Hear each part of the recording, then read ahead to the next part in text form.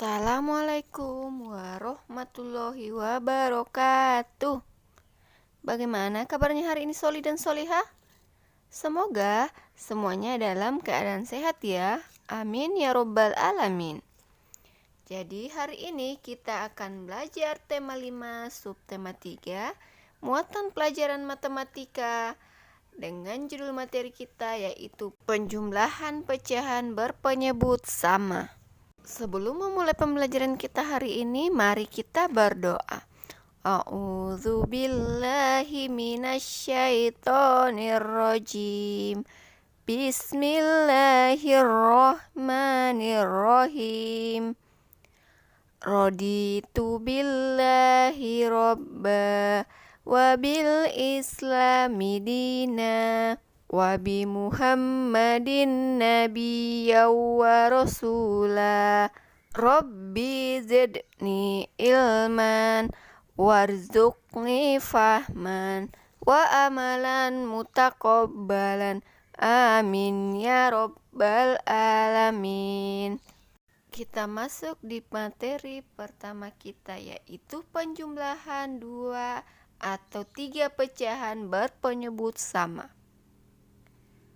Yang pertama itu, kita dapat menentukan masalah yang berkaitan dengan penjumlahan pecahan yang berpenyebut sama. Jadi dalam kehidupan sehari-hari itu, masalah yang berkaitan dengan penjumlahan pecahan dapat kita temui dalam kehidupan kita sehari-hari. Ingat, dalam pecahan, jika penyebutnya sama, maka untuk menyelesaikannya, kita dapat menjumlahkan angka-angka pembilangnya saja. Jadi, angka-angka yang kita jumlahkan hanya pembilangnya saja. Langsung masuk saja di contoh. Di sini ada 7 persegi. 2 persegi berwarna biru, 3 persegi berwarna kuning, dan 2 persegi berwarna putih. Nah, jika persegi yang berwarna biru kita ubah dalam bentuk pecahan, maka dia menjadi 2/7. Sedangkan untuk persegi berwarna kuning, jika kita ubah dalam bentuk pecahan, yaitu 3/7. Jika persegi yang berwarna biru dan berwarna kuning kita jumlahkan, maka berapa jumlahnya? Karena penyebutnya sama, maka kita langsung menjumlahkan pembilangnya. Pembilangnya 2 dan 3, berarti 2 dan 3/7. 7-nya hanya satu kali ditulis, berarti 5/7. Contoh berikutnya yaitu, gambar pertama yaitu sebuah lingkaran yang dibagi menjadi 4 bagian yang sama besar. Kemudian salah satu bagiannya itu diberi warna kuning. Jika kita ubah dalam bentuk pecahan, maka dia menjadi 1/4. Kemudian, pada gambar kedua yaitu sebuah lingkaran dibagi menjadi 4 bagian, di mana 2 bagiannya diberi warna berbeda atau diarsir. Maka jika kita ubah dalam bentuk pecahan menjadi 2/4.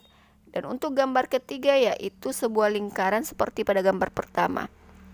Sebuah lingkaran dibagi menjadi 4 bagian dan salah satu bagiannya diberi warna kuning, maka kita ubah dalam bentuk pecahan menjadi 1/4. Nah, jika ketiga pecahan ini kita jumlahkan, maka berapakah hasilnya? Yaitu caranya, karena penyebutnya sama, maka hanya pembilangnya yang kita jumlahkan.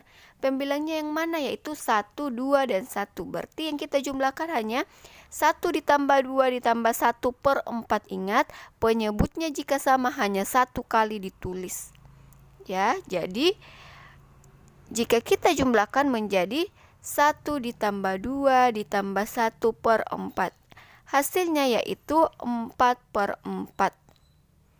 Nah, jika kita ubah ke dalam bentuk gambar, maka dia menjadi boleh anak-anak ustazah memberikan warna hijau seperti pada gambar ustazah, boleh memberikan warna kuning, warna hitam, bebas. Jadi setiap bagiannya itu kita arsir atau kita beri warna.